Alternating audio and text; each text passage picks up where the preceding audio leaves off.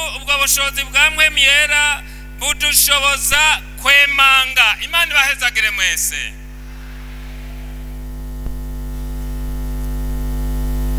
Iyo umuntu rero atarazima ahagaze mu bushobozi bwa mpwemu yera, icambere aririnda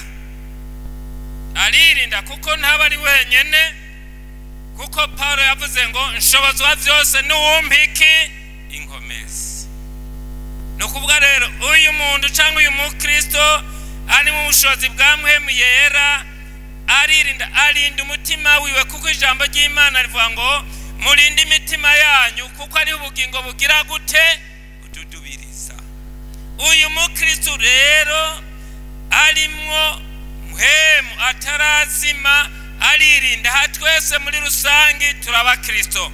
Muririmbyi yaririmbye avuga ngo je ndi umukristo nzokwama ndiwe ibihe bingahe vyose. No kuvuga rero mwijuru hazoshikayo umuntu yabaye umukristo akabigendera akabigendana, yakoze ari umukristo, yaririmbye ari umukristo, yasenze ari umukristo, yakoze ibikorwa byose ari umukristo. Ari muri yana ivuga ngo je ndi umukristo, je ndi umukristo nzokwama ndiwe mu bintu byose gushetsa gupfa. Uyu rero uyu mukristo igihe atarazima aririnda, ariko igihe rero amaze kuzima agakora yarazimye. Turabona umwami wa mbere w'Abisirayeli Sawuli, no kuvuga yarabayeho Imana imwemera, ariko mu nyuma aranyuranya n'Imana, yita mu byatagezwe, yongera aragarariza, bituma ijambo ry'Imana ivuga ngo mpwemu amuvamo. Mugabo asigara yita umwami, ariko mpwemu yaramuvuyemo. Ndabifurije kuzura mpwemu yera. Yesu abahezagire. Kuzura atari gicuga, gushika Imana ivuga iti ndicujije. Uze wirinde Imana ntiyicuze ku bwawe. Ni naco gituma rero iyo umukristo mugabo yanjanjwe akazima, iyo yazimye rero ntatinya kubesha. Iyo yazimye ntatinya gutuka umugore, ntatinya gutuka umugabo. Iyo yazimye mu buryo bwa mpwemu ntatinya icyaha cyo gusambana. Iyo yazimye muri mpwemu ntatinya kwiba, gasanga Imana iramuhezagiye ariba. Iyo yazimye, ko Paulo yavuze ngo ntimukazimye mpwemu, hari impamvu yababwiye iryo jambo. Iyo yazimye hariya ku kazi aramenyekana, usanga imvugo ziwe zinyuranye n'akaranga yahorana kera. Iyo yazimye agira amanyama. Iyo yazimye aba mu bwibone. Bene abo rero ugasanga akora yarazimye. Abo rero ni bamwe Yesu yavuga ngo kuri wa munsi bazoza ati mwami twavugishwa nawe mu izina ryawe, twasenda abadayimoni mu izina ryawe, twakora ibitangaza mu izina ryawe, ariko yabikora yarazimye. Yesu avuga ngo niho nzobajinjibura nimviraho mwabakora ibizira mwese, ngo aho niho hazobamarira no kujyanya insya z'amenyo. Yemwe shengero duhagarare neza mu bikorwa dukora twuzubasha bwa mpwemu yera, nitibikora mukiryohera oya, ariko hari mirije igihe Imana izoza gusuzuma iraba bakoze bahagaze mu bushobozi bwa mpwemu yera. Ndabifurije kuzubasha bwa mpwemu yera. Amen. Twagomba rero muri amasaha y'umugoroba birashika kuri hano warazimye ubesha, birashika kuri hano mbere ukora n'ibikorwa mugabo ni ntagondwa. Habaye umuntu umwe bari yani turarangiriza ko yararongoye kora kamare hajye umuntu ariko arabatondesha nk'uko namyemo nabayigeze nyuma bigeze abayereka ashika kundi muntu w'umudamu agize ngo aramubwira ati igira aha, acagira ukuboko amutera inkokora. Turabona haturi ngaha turababona, acagira ngo none uwo muntu by'ukuri mpwemu yera yarimo. Nico gituma rero muri bikorwa byose dukora Yesu yabwiye abigishwa baje gutanga raporo mu vyari yabatumye ati mpwemu mbizatumviye twakoze ibitangaza. Mugabo Yesu arabaraba ati nimunezerwe nuko izo mpwemu muzabumviye, atariko munezerwe ko amazina yanyu yanditswe hehe mw'ijuru. Twagomba rero aya masaha y'umugoroba birashika kuri hano warazimye, uracabesha, uracarimwe amanyama, uracarimwe ibintu byinshi, byifuzo by'umubiri byarakunyosha. Twagomba ngo rero muri amasaha y'umugoroba nitwotahira kuririmba gusa, twagomba duhamagare umuntu avuga ati jewe ndigicuga sinuzuye, jewe mbere n'utwo nahorana twaravuyemwo. Twagomba ngo dusengere umuntu ahagarara hari n'amajambo y'Imana. Bayumvise mwese Imana bahezagire, hagarara huri tugomba dusenga Imana. Umuntu umva ati nivy'ukuri kuko aha nditwaje kugira ngo twerekane oya Imana irondera ko dutunganya imitima yacu. Murenga hagarara dusenge. Umuntu yumva n'umuntu umve nsubiremo, n'umuntu yumva ko muri we hari bikorwa bibi binyuranye n'ukwari. Umve umuntu yumva aramahoro yicara yace yicara, ariko umuntu yumva ati nivy'ukuri ubu inzamba yovuga je ndumva naho noje kuko si ubutumwa bw'ikiryohera oya canke bw'iterabwoba oya.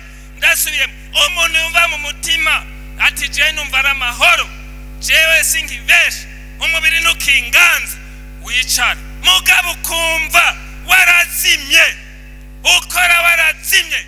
Umwami Sawuli wa mbere w'Abisirayeli yakora yarazimye, mwemu yara yamuvuyemo, abantu bakamubona tego ngujya umwami. Mugabo yarazimye. Nagomba mvuge ngo ikigira kimazi nukemera umuntu akihana hanyuma akazoronka ubugingo budashira. Nkemera simpagarara gusa ngo mbonekane numvikane biragahera ntaco vyomara, ariko icyo ndondera kuzobona ubwami bwo mw'ijuru. Amen, haleluya. Kaze tubasengere lengane abashoboye kuza muza, bashoboye kuza murengana, bashoboye kuza kondi twaje gusa ngo tugire ikiryohera dushushe intebe hama dutaha. None inzamba yovuga canke mugatubirana n'urupfu hajya wogira gute? Nico gituma ko Yesu acicaye ku ntebe y'imbabazi. Raba neza ivyakujimije uyu munsi. Yesu yicaye ku ntebe y'imbabazi ariko aravuga ati ugomba muri amasaha y'umugoroba naze, mbabazi ziracariho. Haleluya, mbabazi ziracariho naze. Gomba dusenga Imana. Ani mushobora kuhakwiyugana muri benshi hariya, ariko bashoye n'umurengane rengane naho upfumushika ugorovye mugabo wakize. Hamwe inzamba yovuga ukagenda niduhereza aha, simpereze gusigura, nuhereze kuririmba, ntaco vyomara. Umuntu ashobora guhagarara hari kuko handi haba kwira hagarara hari. Tugomba dusenga Imana kandi ugumuhagaze. We wahagaze gumuhagaze, we ufise ico wahagarariye gumuhagaze bagusengera. Gumuhagaze we ufise ico bagusengera, hagarara bagusengera. Rengana ino ntagira umuntu azokwitwaza ngo barihuse. Rengana ino bagusengere babasengere. Rengana ino babasengere. Rengana babasengere. Namwe aho muri benshi mwongere mwicuze imbere y'Imana. Mwicuze imbere y'Imana. Niduhereza hagusa ntaco vyovuga haba namba. Amen, haba namba. Reka mbere mvuge nti nimuduge muri imirongo, mwebwe muhagaze duga muri imirongo na Yesu abone ko mwagize intambwe. Duga muri imirongo, duga. Na Yesu yabambwe amahanga arorera.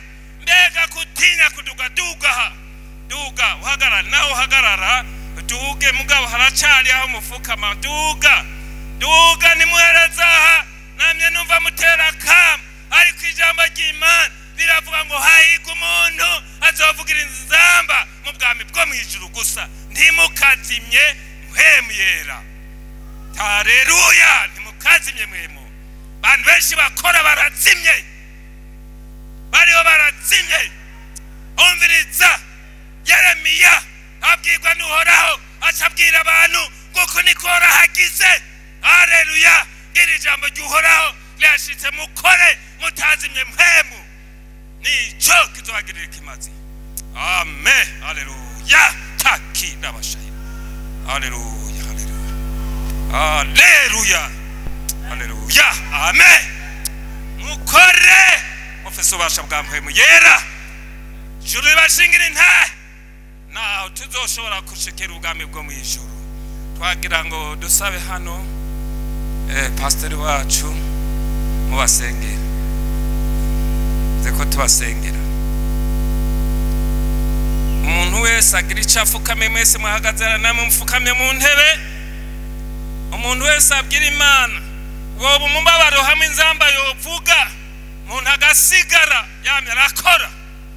Woba ari umubabaro cyane niriganuke mukore muri mwe mpemu mwirinde ibizimya mpemu nyene ijuru n'isi uragahezagirwa. Haleluya. Haleluya. Uri Imana uragororotse urera niko wavuze. Amen. Wavuze ngo ndera namwe nimubabera. Nakoze Yesu uri mu ijuru turagushimye Mana. Wewe uri kurasuzuma mu mitima wabonye ko abantu bazimye ya ataka kiyengera. Uravuze neza ntimukazimye mpemu yera. Mwami Yesu nawe igihe waruduze mu ijuru ugiye kuduga wavuze ngo muzohabwa ubushobozi mpemu yera niyabaza ko no muzoca mu bivyamo navyo kunshingira intahe. Ngaba bari hano rero Mwami, ngaba barafukamye bandi bafukamye imbere bandi ngabari barahagaze. Mana yera ntitwaje kwiyerekana gusa oya ariko twaje kugira ngo tumve twongere twumve icyo tuvuga ko none uratuvuze ko dukore tutazimye dusenga Imana twegera Imana twirinde kugira ngo umunsi umwe tuze duhabwa ubugingo budashira. Urakoze Mwami. Ngaba barafukamye bandi aho mu ntebe ngaba barafukamye n'abariya bahagaze hari inyuma bose Mana ngabariya turabasengeye nta kindi cyo bagirira ikimazi atari amaraso ya Golgotha ku musaraba. Haleluya. Amahanga rorera turabasengeye bahumanure mu izina ry'Yesu byabajimije byatumye mpemu yerazima byatumye babibicuga bahumanure mu izina rya Yesu Kristo. Bahumanure ubeze byete byabarega bitabugwe maju yabagiriza hore mu izina rya Yesu Kristo. Aho bapfukamye bumve ko baharuhukiye. Urakoze Mwami turabasengeye gutyo ibibereye kuri bikore nk'Imana ku buntu mu izina rya Kristo Yesu Mwami wacu. Amena. Mukiraho nyene tugomba dusenge ikintu tugomba dusengere n'umuntu afise umutwaro niwe tugomba dusengere. Umuntu afise umutwaro numvise umutima umuntu afise umutwaro ariko atamutwaro ugira ntiwironderera imitwaro. Haleluya. Dusabe hano Pastor Ome naze hano asengere abantu bafise imitwaro. Niba umugabo arashobora kugira umutwaro n'umugore ushaka kagira umutwaro, umwigeme arashobora kugira umutwaro cyangwa umusore, tugomba tubasengere.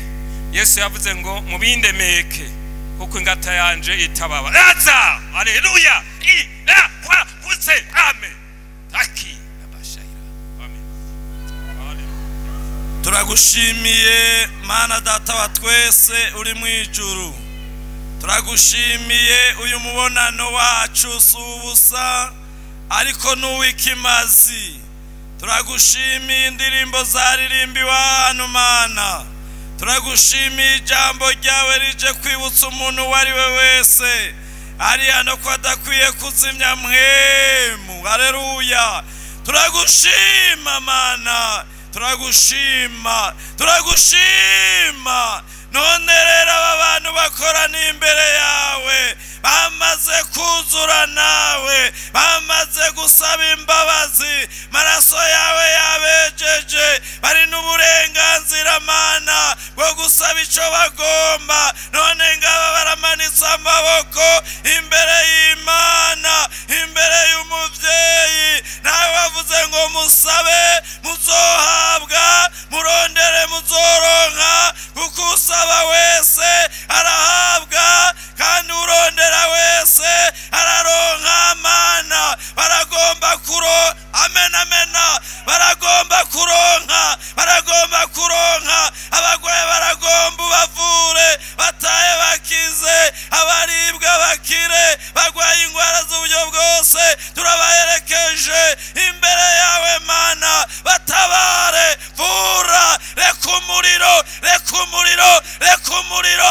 reka ubushobozi, reka inkomezi zawe zigendagena ahantu abagwaye bakire mu izina rya Yesu Umunyanazareti. Na ya mitwaro yose turayikugomorore Mana, bantu bawe bagende bahimbaza Imana. Urakoze ububasha bwawe buri hano Mana, buri ngaha Mana, buri ngaha, buri ngaha turabwumva, turumva ubushobozi bwawe, turumva ubumana bwawe, turumva ubushobozi bwawe, turumva ubwiza bwawe, turumva ukwera kwawe Mana. None niwiyerekane, muntu wese yaje hano mangeze agwaye agenda akize, muntu wese yaje hano ababaye agenda anezerewe, muntu wese yaje agwaye agenda akijijwe nawe. Urakoze rero Mana, iyo dusenze, iyo dusavye turemera, turizera. Abantu bariko barakira, abantu bariko barahembuka, abantu biriko birahinduka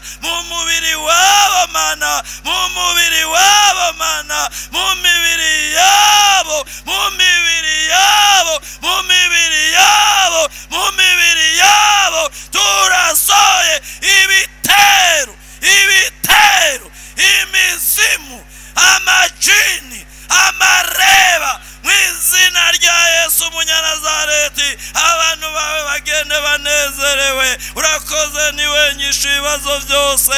Turizeye kubakijije, turizeye ko wishuye umuntu wari we wese. Byose bibe utyo mu izina ryawe ryera Yesu. Baje